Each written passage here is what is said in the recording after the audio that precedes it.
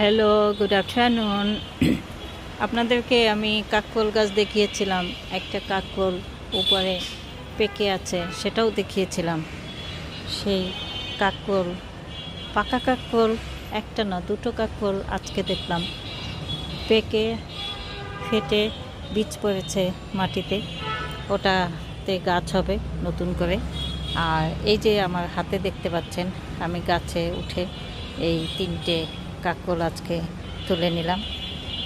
3টে কাকরোল কি সুন্দর, দুটো কাকরোল পেকেছে আর একটা পাকেনি, পাকতো হয়তো, কিন্তু আমি তুলে নিয়েছি।